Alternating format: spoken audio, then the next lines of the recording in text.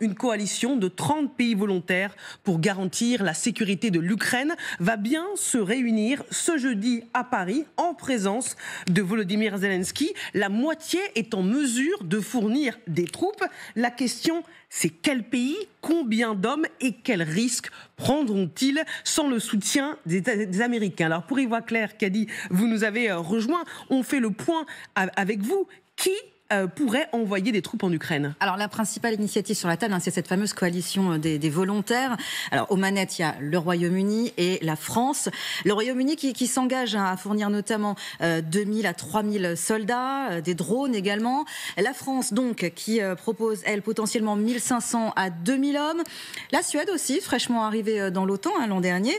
La Belgique également viendrait se joindre aussi à cette équipe de pays donc, qui sont déjà confirmés pour envoyer cette force de maintien de la paix. Il y a aussi ceux qui ne sont pas encore officiellement engagés, mais qui sont en passe de le devenir. Alors regardez, vous voyez l'Australie, le Canada, les Pays-Bas, le Danemark ou encore la Lituanie. Autre catégorie, ceux qui veulent participer, mais indirectement, comme l'Allemagne. L'Allemagne qui est réticente à envoyer des soldats des troupes au sol, mais qui pourrait participer financièrement. D'ailleurs, 3 milliards d'euros ont été débloqué il y a tout juste quelques jours. L'exemple particulier de la Pologne. On va s'y arrêter un petit peu. La Pologne qui est très motivée, évidemment. La Pologne, c'est quand même juste à côté de l'Ukraine, et aussi la Pologne qui est quand même assez inquiète par rapport à la menace russe. En revanche, ce qu'a dit Donald Tusk, c'est que Varsovie, en fait, préfère écarter l'envoi de troupes au sol pour prioriser ce qui se passe à la frontière. On peut les comprendre. La Finlande, justement, nouvelle membre de l'OTAN, aussi est intéressée, mais priorise sa frontière avec la Russie. Idem pour la Norvège. Alors, concernant l'estimation globale, là on parle en termes de troupes au sol, le Royaume-Uni évoque 10 000 hommes pour cette force initiale, quand Volodymyr Zelensky, lui, estime qu'il faudrait 200 000 personnes pour sécuriser l'Ukraine. Alors, il y a aussi ceux qui ont dit non, à commencer par les États-Unis, vous voyez, l'Espagne, l'Italie ou encore la Hongrie qui, eux, préfèrent éviter toute escalade avec la Russie, faut bien le dire. Kadi, c'est passionnant, parce qu'on apprend dans le détail qui peut s'engager et jusqu'à quel point. Marc Semo, vous allez avoir la parole dans un instant, mais Kadi n'a pas terminé. Kadi, quelles sont les autres options sur la table? Alors, évidemment, il y a nos confrères du Télégraphe, nos confrères britanniques, qui, eux, disent que Emmanuel Macron serait en train de chercher une autre voie. Alors on attend de voir un petit peu ce qu'il sait. Je ménage pas le suspense. On parle évidemment des casques bleus, mais justement, ces casques bleus, ça risque d'être une option qui a du plomb dans l'aile, puisque pour avoir cette mission de la paix de l'ONU, il faut évidemment passer outre les vétos. Et évidemment, les vétos russes au Conseil de sécurité de l'ONU rendent cette option quelque peu caduque. Merci beaucoup, Kadi. Alors, Marc Semo, des troupes sans l'aval des Américains, est-ce que c'est possible? Ça dépend. D'abord, des troupes pour faire quoi et sous quel mandat? Parce que c'est ça la question. On parle de forces multinationales. Pour garantir la paix, pas question. Voilà, mais ça, c'est extrêmement vague. Donc, est-ce que c'est des casques bleus ou quel que soit ou non des casques bleus, mais sous un mandat de l'ONU pour contrôler un cessez-le-feu? Est-ce que c'est une force de réaction rapide qui serait en deuxième rideau pour garantir la sécurité de l'Ukraine au cas où les Russes, comme c'est probable, ne respecteront pas l'accord, y compris s'il y a des soldats de pays neutres mis pour contrôler la ligne de cessez-le-feu et qui reprendraient des agressions. Ensuite, il y a toutes les questions de qui déciderait de répondre au feu ou non. Enfin, il y a énormément de questions et tout cela, pour le moment, ça fait partie des divers scénarios que l'on envisage, mais on n'en sait pas trop grand-chose. Donc la question des Américains, elle est là. C'est-à-dire, s'il s'agit, par exemple, de forces en deuxième rideau, c'est techniquement faisable sans les Américains. C'est quand même mieux d'avoir la garantie américaine au cas où les choses se passent mal. Ensuite, parmi tous les pays, c'est très compliqué parce que, on en parlera tout à l'heure, il y a une hypothèse des Chinois, oui. Mais il y a aussi, par exemple, parmi les pays qui sont intéressés, qui vont être impliqués, il y a la Turquie. Bien sûr. Qui joue un rôle clé, parce qu'elle est la mer Noire, etc. Or là, au moment même, la Turquie est en train de connaître sa plus grave crise politique avec l'arrestation du leader de l'opposition et maire d'Istanbul, Ikram İmamoğlu.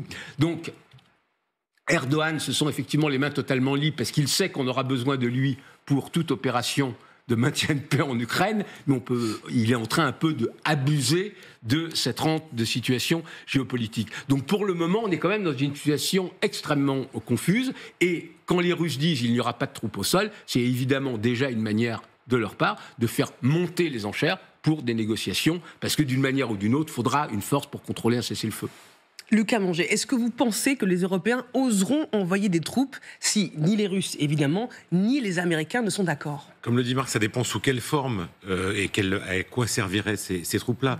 Mais on sent quand même, depuis l'humiliation de Zelensky dans le bureau de Donald Trump en direct devant les télévisions du monde entier, une forme de solidarité non seulement politique, d'union de l'Europe, pas de toute l'Europe, mais d'un certain nombre de pays européens qui réagissent, on va dire, ensemble et à peu près d'une même voix.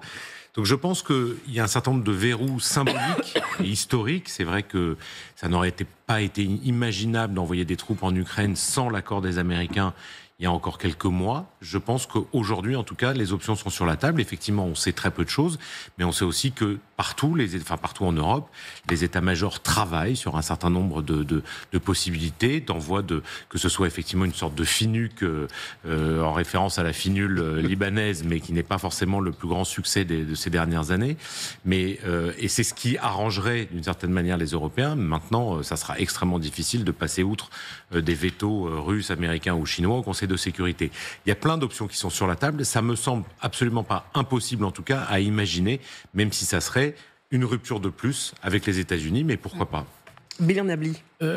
Alors, il y a à la fois la question de la capacité des États en question, qui seraient prêts à jouer le jeu de cette coalition et de l'envoi de troupes en Ukraine, mais il y a aussi, d'abord et avant tout, la question de la volonté. Or, ce dont on parle jusqu'à maintenant, ce sont les volontés telles qu'elles s'expriment à travers les leaders de chacun de ces États. C'est-à-dire qu'on est on est au niveau diplomatique, et c'est assez normal. Sauf qu'il s'agit de démocratie européenne. Et dès lors qu'il s'agit de démocratie, il y a la variable de l'opinion publique. Et là, il ne faudrait pas sous-estimer, en fait, le décalage qui peut exister entre la position de chef d'État ou de chef de gouvernement exprimé ou non des États dont on a vu la liste, et l'état des opinions publiques nationales sur l'optique d'un tel envoi de troupes, avec en filigrane l'ambiguïté stratégique d'une certaine manière autour de l'idée même d'envoi de troupes. Sous quelle forme, quelle modalité, comment, etc.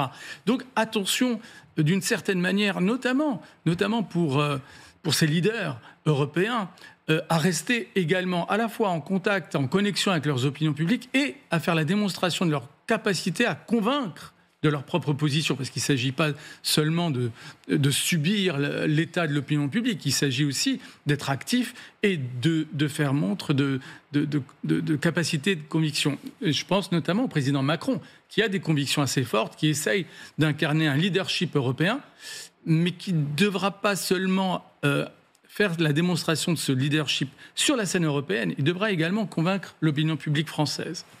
Marion Buchet, vous qui êtes ancienne pilote de chasse et donc qui savez parfaitement l'importance de l'appui aérien quand on envoie les troupes au sol, qui certes, dans ce cas-là, ne seraient pas des troupes combattantes. Est-ce que ça vous semble réaliste de dire qu'on va former une coalition sans l'appui, l'aval des Américains? Alors, on l'a déjà fait.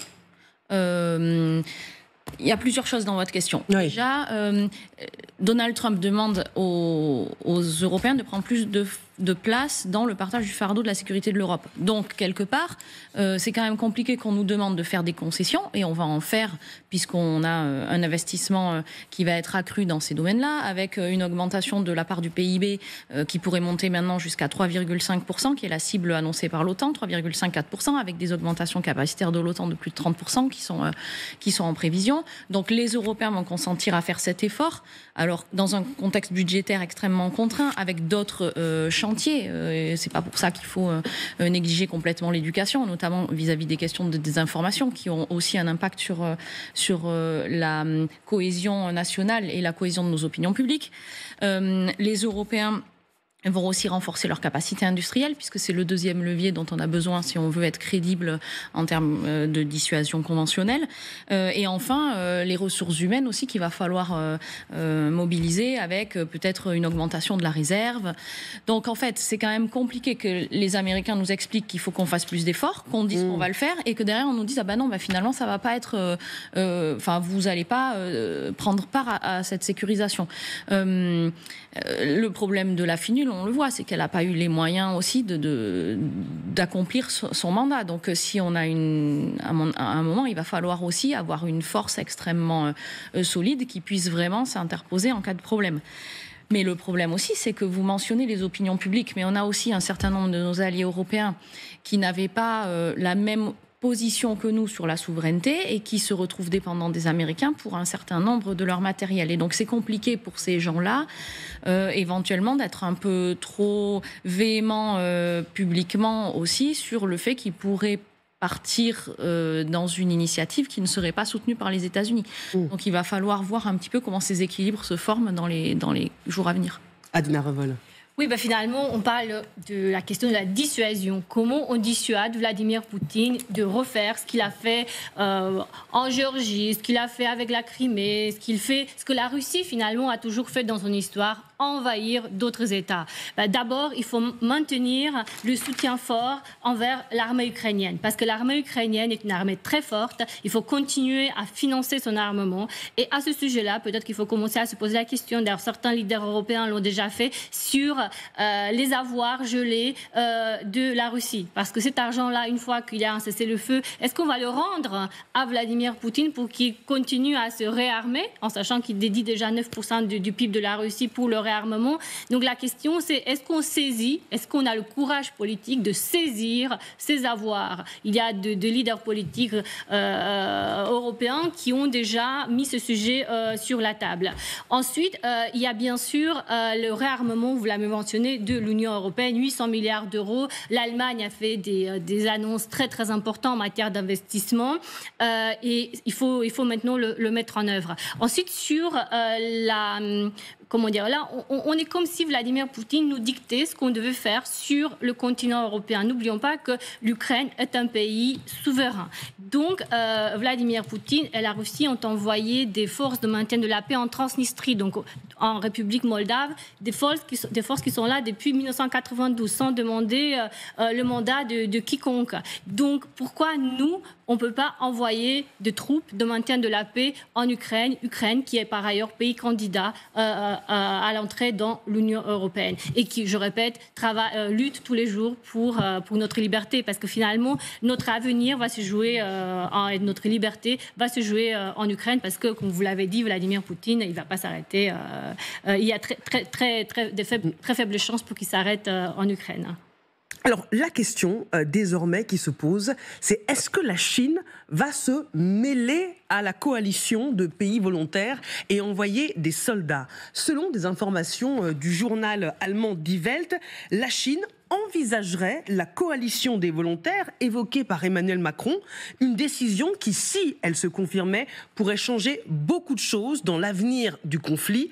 L'objectif, selon des sources diplomatiques citées par nos confrères allemands, serait d'inclure la Chine dans la coalition des volontaires, ce qui pourrait éventuellement augmenter l'acceptation par la Russie de forces de paix en Ukraine. Est-ce que ce scénario vous paraît crédible, Marc Semo ? Oui, c'est une hypothèse. On en parle déjà depuis un certain temps. Alors, on avait parlé des BRICS en général en restant dans le flou. La Chine, c'est le plus concret. La Chine est un des premiers contributeurs, voire le premier, je ne me souviens plus, en matière d'opération de maintien de la paix de l'ONU. Donc, elle serait tout à fait dans son rôle. Sauf que là, une force avec la Chine, c'est une force qui aurait plus une vocation d'être une espèce de finule bis XXXXL, vu compte tenu des 1200 km, voire 2000 km de frontière avec l'Ukraine. Mais c'est une chose, une force qui est censée surveiller un cessez-le-feu, c'en est une autre, une force qui est là pour garantir la sécurité de l'Ukraine. Ce qu'il faut voir, c'est qu'il y aura sans arrêt des provocations de la part des Russes, et c'est la question du mandat, du commandement, de qui décide de la réponse au feu, etc., sera crucial. Parce que les provocations des Russes, ça ne sera pas nécessairement des attaques drapeau au vent, ça sera des petits hommes verts qui vont faire des sales coups, ça va être des raids sur des villages, ça va être absolument sordide. Ça va être d'ailleurs ce qu'avait été la ligne de cessez-le-feu entre l'Ukraine et les territoires séparatistes soutenus par Moscou tout au long de ces dernières années avec les accords de Minsk. Donc là-dessus, la Chine est à la fois quelque chose, et je terminerai là-dessus, qui politiquement sera important, symboliquement très important aussi. La Chine change de catégorie, elle participe à une opération de maintien de la paix en Europe, mais c'est aussi le risque d'avoir une force onusienne avec tous les défauts des forces onusiennes qui entérinent, qui comptent les points. On l'a vu encore récemment dans l'est du Congo, où la MONUSCO, malgré ses 17 000 hommes et ses armes, n'a absolument rien pu faire quand le M23, soutenu par le Rwanda, a lancé son attaque. Bien Abli. Oui, c'est une hypothèse intéressante, notamment à cause des relations entre la Chine et avec la Russie d'un côté et avec les États-Unis de l'autre. Même si ce n'est pas un allié stratégique de la Russie, la relation est plutôt privilégiée avec la Russie de Vladimir Poutine, ce qui serait de nature à pouvoir ouvrir une perspective d'acceptabilité d'une telle perspective d'une présence d'une coalition en Ukraine dès lors que des militaires qui ne seraient pas perçus comme des ennemis seraient constitutifs de cette coalition. C'est en cela que cette hypothèse est intéressante, notamment pour que un jour une telle coalition puisse vraiment ne pas être perçue comme une force menaçante, une menace existentielle, pour reprendre le langage russe, sur le territoire ukrainien. Mais le problème, c'est que du point de vue américain, cette fois-ci, les Chinois restent les ennemis du siècle. C'est l'ennemi stratégique perçu comme tel par les États-Unis, pas seulement de Donald Trump, par les États-Unis également démocrates. Il y a un consensus transpartisan aux États-Unis pour percevoir la Chine comme l'ennemi du siècle et, par conséquent, lui reconnaître un tel succès symbolique en pouvant être présent sur le territoire européen, en se substituant d'une certaine manière aux Américains. Là, pour le coup, je pense que ça sera un obstacle, que les États-Unis pourraient constituer un obstacle à cette hypothèse. Même si on en a beaucoup parlé, il peut y avoir un accord entre la Chine qui pourrait récupérer Taïwan, tandis que la Russie prend l'Ukraine, et les États-Unis, le Canada et le Groenland, pour laisser la Chine agir. Dans le monde absolument apocalyptique. Et les Coréens du Nord qui resteraient là, en tout cas. Du point de vue chinois, ce qui se passe en ce moment est effectivement ça. C'est-à-dire, c'est une manière... C'est pas un souhait, hein. Non, on avait bien compris. Mais c'est une manière pour les Chinois de dire, vous voyez bien ce qui se passe en Ukraine, nous avons raison, nous aussi, d'envisager la perspective de la reprise de Taïwan. Au-delà de ça, ça serait un geste assez habile, en fait, de la part des Européens, parce que mettre les Chinois dans le jeu ukrainien gêne à la fois Trump et Poutine. Parce qu'il ne faut pas oublier que les Chines, bien sûr, là, il y a une alliance stratégique importante entre la Russie et la Chine. La Chine n'a pas vu du tout d'un bon œil les soldats nord-coréens arriver sur le front ukrainien, parce que la Chine est le parrain historique de la Corée du Nord. Et donc, ça serait, je ne dis pas que ça va se faire, je n'en sais absolument rien, mais ça serait étonnamment assez habile.